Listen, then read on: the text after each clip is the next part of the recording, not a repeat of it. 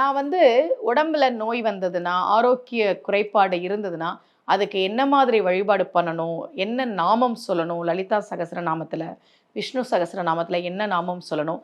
இதெல்லாம் ரகசிய உண்மைகள் சேனல்ல நான் தொடர்ந்து சொல்லிட்டு இருக்கிறேன்.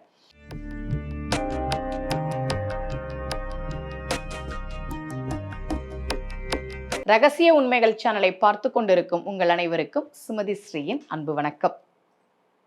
இந்த பகுதியில் நம்ம நிறைய பரிகார முறைகள், பரிகார தலங்கள், ஆன்மீக கேள்வி பதில்கள், ஆன்மீக சந்தேகங்கள், என்ன பிரச்சனைக்கு என்ன மாதிரி வழிபாடு பண்ணணும்னு தொடர்ந்து பார்த்துக்கிட்டு இருக்கோம்.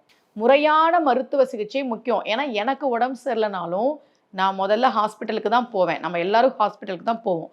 டாக்டர் என்ன மருந்து கொடுக்குறாரோ அதை கரெக்டாக எடுத்துக்கணும். டாக்டர் சொல்கிறத நம்ம செய்யணும். அது கூடவே சேர்ந்து இந்த வழிபாடுகளை நம்ம பண்ணும்போது நிச்சயமாக நம்ம உடம்புல இருக்கக்கூடிய அந்த ஆரோக்கிய குறைபாடு நீங்கும். யாராவது ரொம்ப நாளாக ட்ரீட்மெண்ட் போயிட்டுருக்குமா, ஒன்று மாற்றி ஒன்று வந்துட்டுருக்கு, எனக்கு ஏன் இப்படி நடக்குதுன்னு தெரியல, இந்த மாதிரி இருந்ததுன்னா ஜாதகத்தில் 6ஆம் அதிபதியினோட தசாபுத்தி வரும்போது உடல் நலம் பாதிக்கப்படுறது, மருத்துவ செலவு வர்றது, இதெல்லாம் இயல்பாக நடக்கும். நிறைய ஜாதகங்கள் பார்த்து அந்த அனுபவத்தை வச்சு சொல்கிறேன். சில பேர் ஜாதகம் நம்பாதவங்களாம் சொல்லுவாங்கள்ல, ஜாதகம்லாம் போய் எப்படின்பாங்களே. ஆனால் நம்ம ஜாதகத்தை கையில் எடுத்தோன்னே அந்தந்த தசாபுத்திக்கு ஏற்ற மாதிரி தான் நம்ம வாழ்க்கை நடக்குதுன்றதுலாம் ரொம்ப ஆச்சரியமாக இருக்கும் எனக்கு. கரெக்டாக அந்த தேதியில் தசா தொடங்குதுன்னா எப்படி ஒரு மனிதனுடைய வாழ்க்கையே மாறுது அப்படின்றதெல்லாம் நான் நிறைய பார்த்துருக்கேன். உங்களுக்கு 6ஆம் அதிபதியினுடைய தசா நடக்குது அல்லது புத்தி நடக்குது அப்படின்னா அபிராமி அந்தாதி அதில் வரக்கூடிய ஒரு பாடல் உடல் ஆரோக்கியத்திற்காக. உங்கள் உடம்புல ஏதாவது நோய் இருந்ததுன்னா டாக்டர் சொல்கிற மருந்தெல்லாம் எடுத்துக்கிட்டு இந்த அபிராமி அந்தாதி பாடலையும் ஒவ்வொரு நாளும் சொல்லுங்கள்.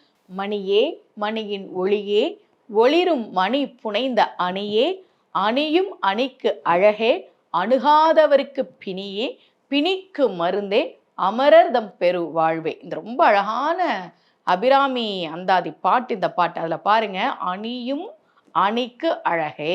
இப்போ நம்மளாம் எதுக்கு நகை போடுறோம்? இப்படி ஒரு நெக்லஸ் போடுறோம், வளையல் போடுறோம், தோடு போடுறோம், இப்போ எல்லாம் மாட்டல், நெத்திச்சுடி, ஒட்டியானா எல்லாம் போடுறோம். எதுக்கு போடுறோன்னா நம்மளாம் கொஞ்சமாவது அழகாக காட்டிக்கிறதுக்காக, அப்படி தானே?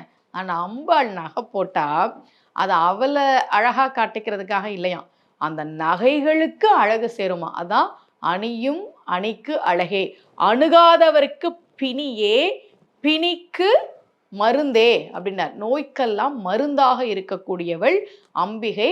அவளை நம்ம நம்பிக்கையோடு சரணடைகிற போது, இந்த அபிராமி அந்தாதி பாடலை சொல்கிற போது நிச்சயமாக ஒரு நல்ல மாற்றம் கிடைக்கும். தொடர்ந்து நம்பிக்கையோட சொல்லிட்டே வாங்க.